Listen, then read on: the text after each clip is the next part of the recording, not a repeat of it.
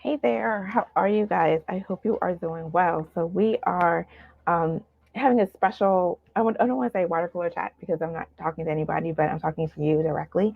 So hello, hello. If you are joining, please let me know where you're joining from, and I'd love to greet you, but I'll get right into it. So we are here because outside is opening back up again, and it's been a while since a lot of us have had to do the face-to-face networking, and we've been building lots of relationships behind screens and whatnot. And there's some nuances that might be useful and helpful just to refresh and remind ourselves about.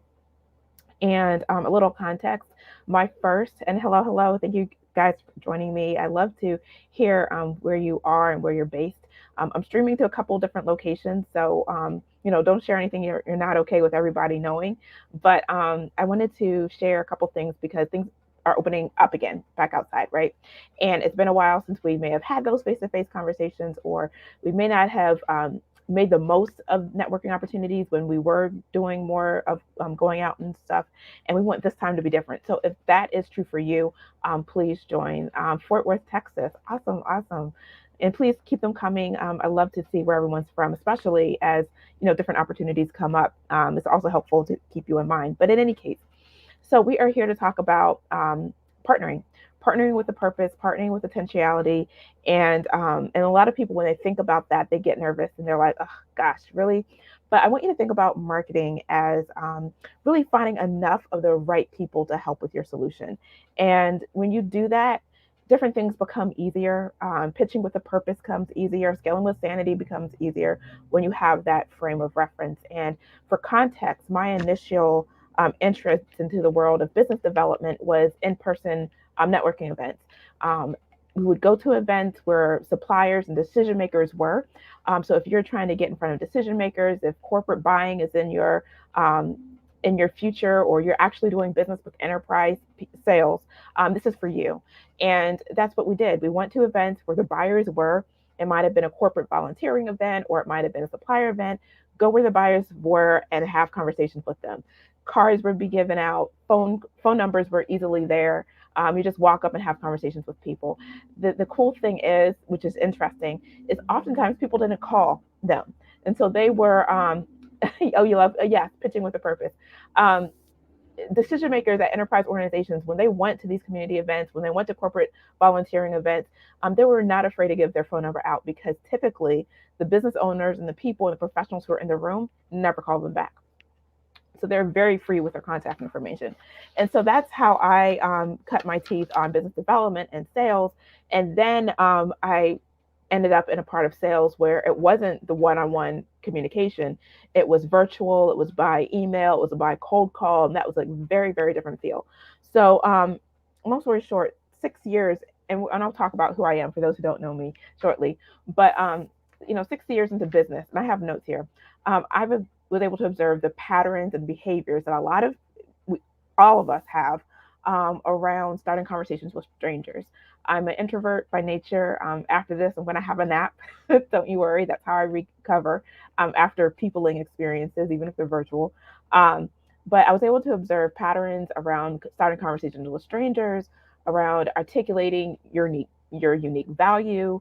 Have you been in a situation that you felt like you didn't ask the right questions, or you didn't convey what you did in the correct way? We're going to talk about that here today.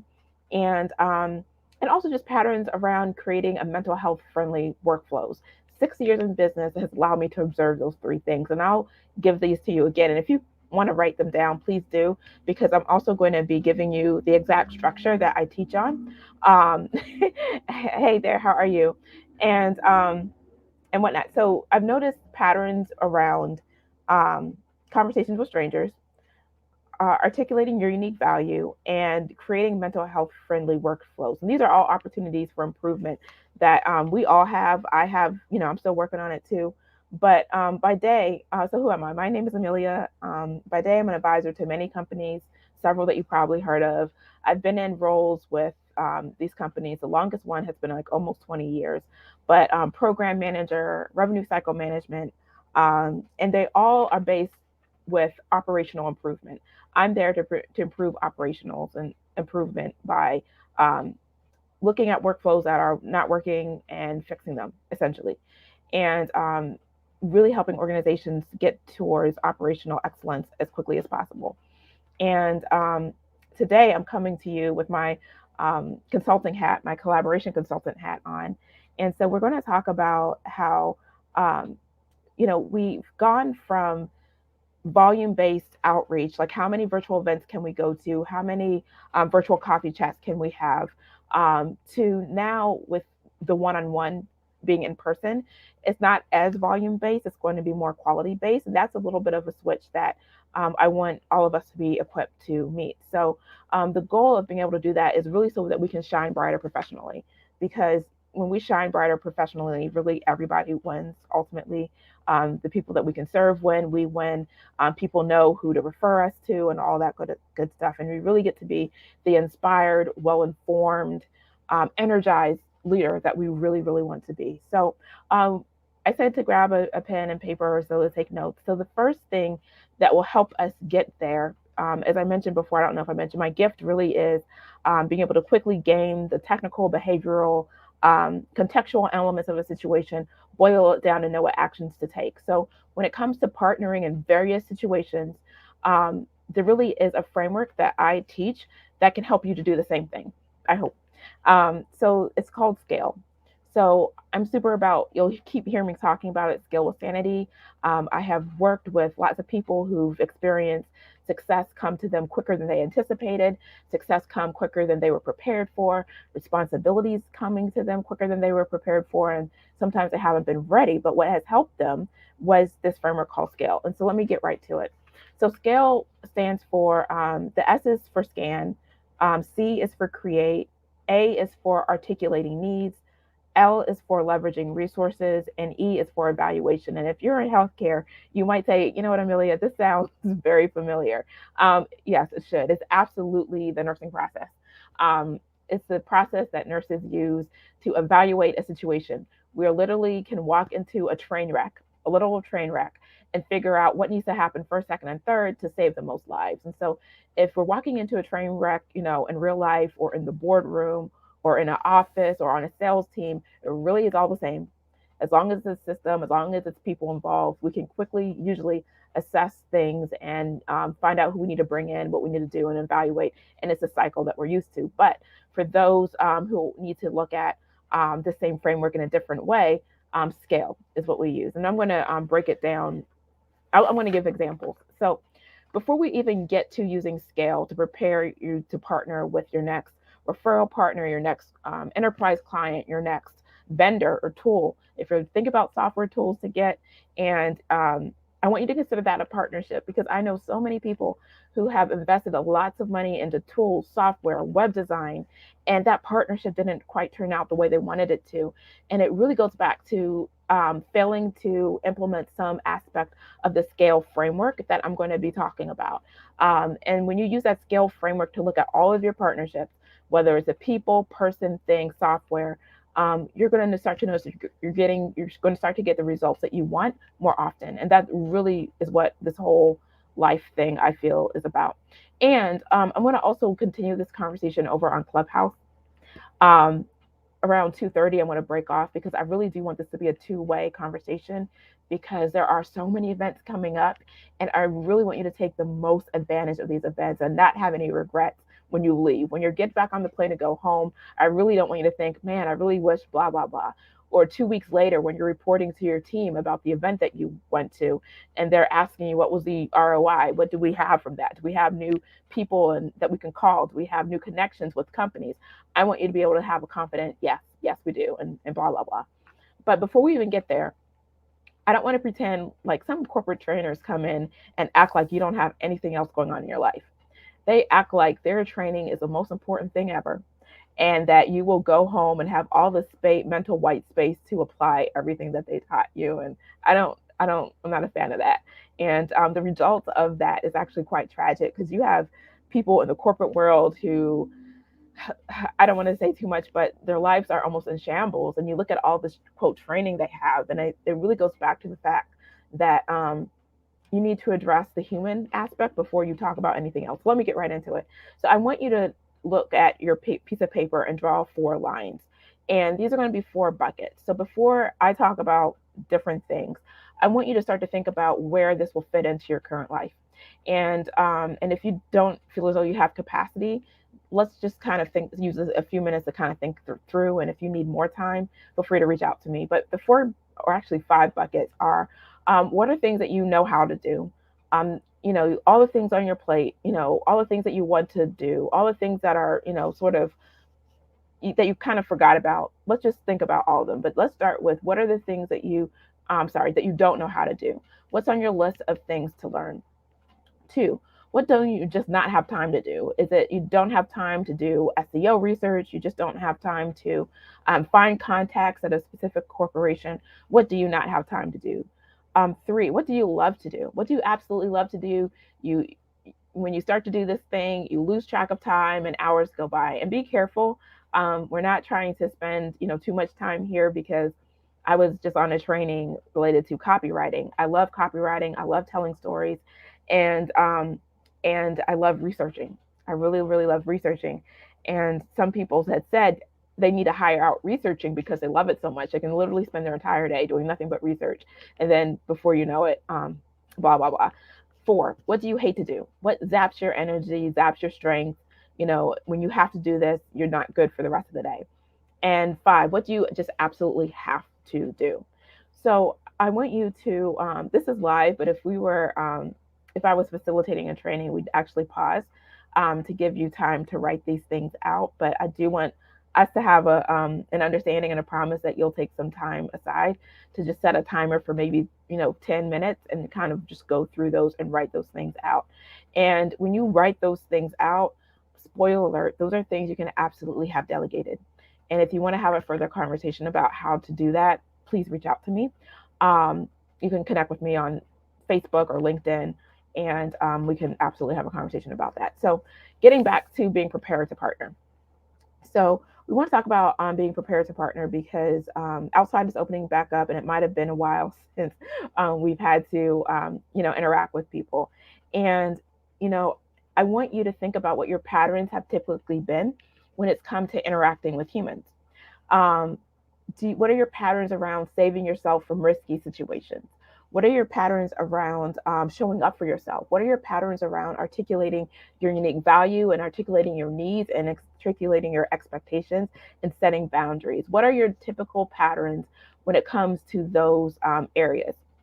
And whatever those patterns are, those are absolutely what's going to show up again as we start to get out there, or as you start to do more even virtual networking. If you listen to this and recommit to doing more virtual networking intentionally, whatever patterns of behavior that we have related to those things, saving ourselves from risky situations, articulating our unique value, setting boundaries, articulating needs, those will absolutely show up again.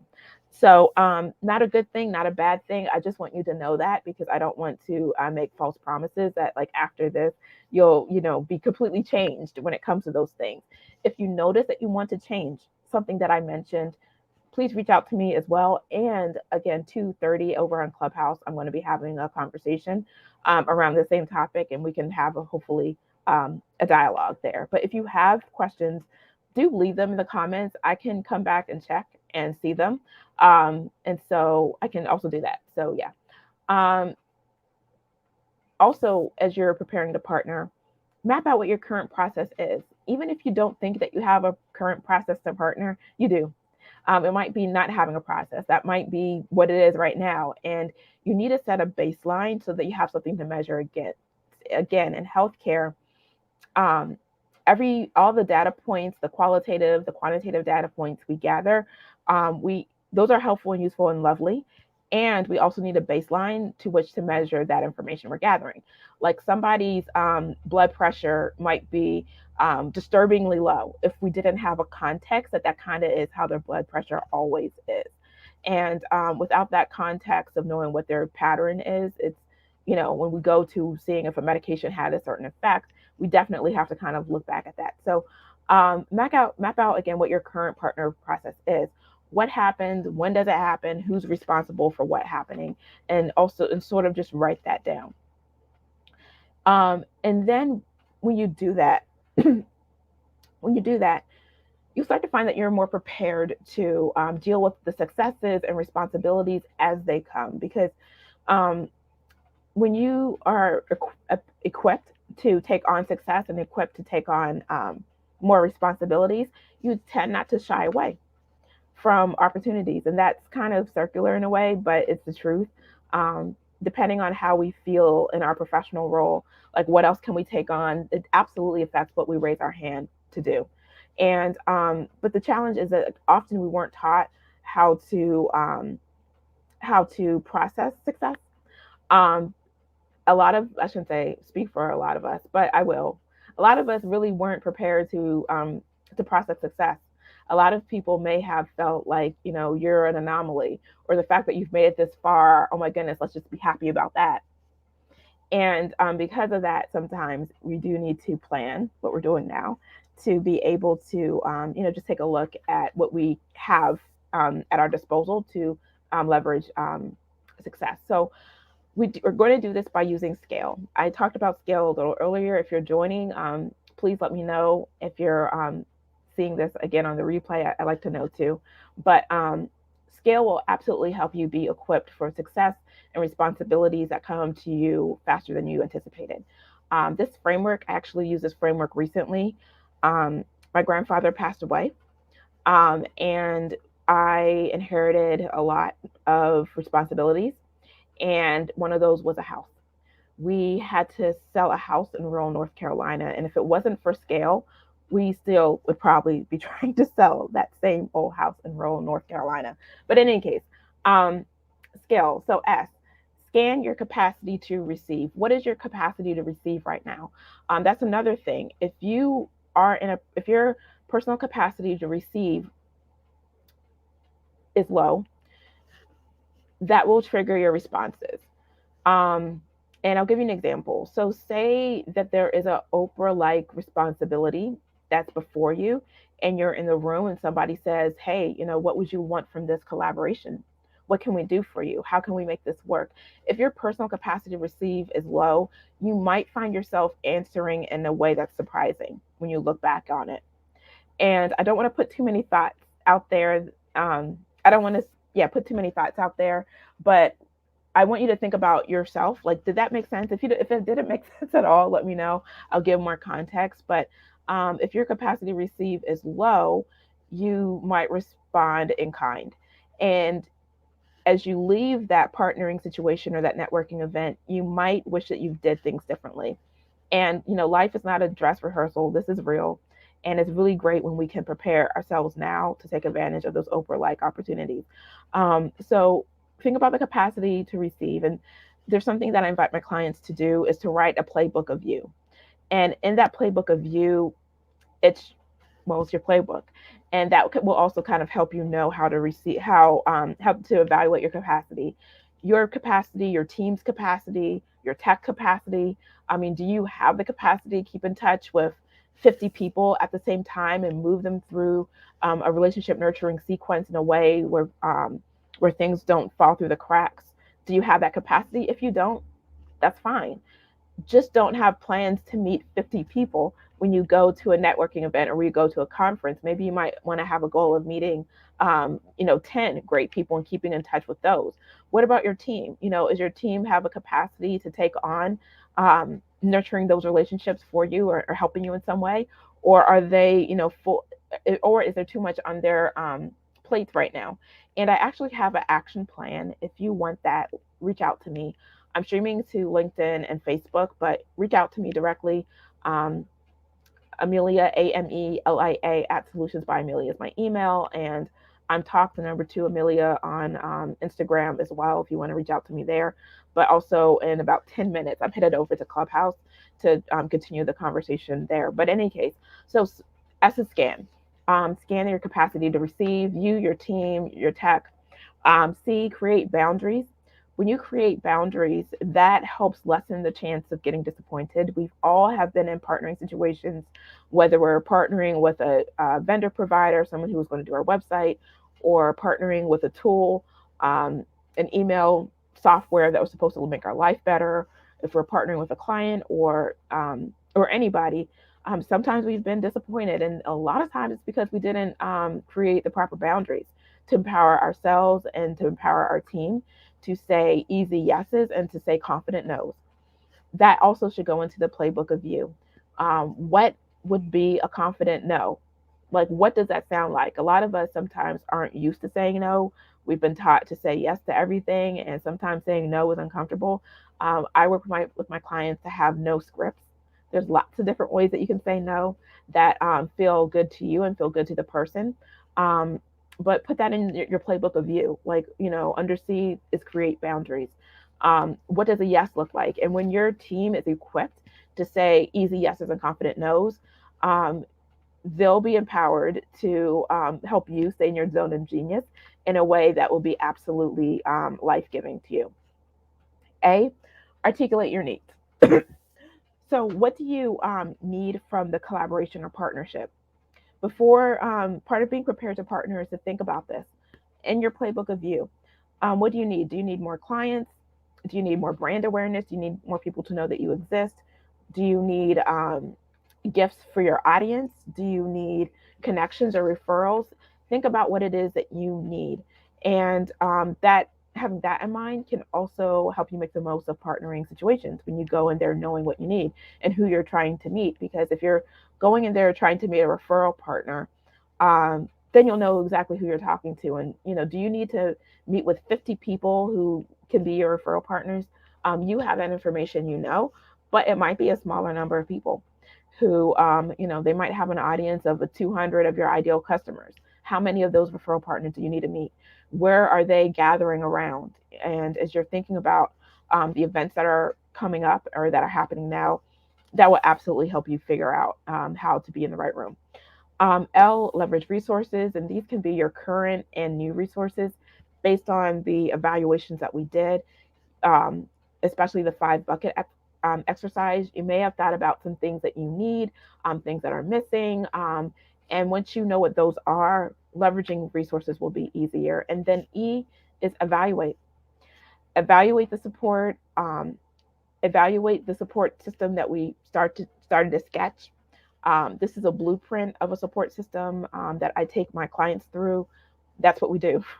um, there's no secrets. I don't really sell information. That's why I'm giving you my entire framework. I sell time.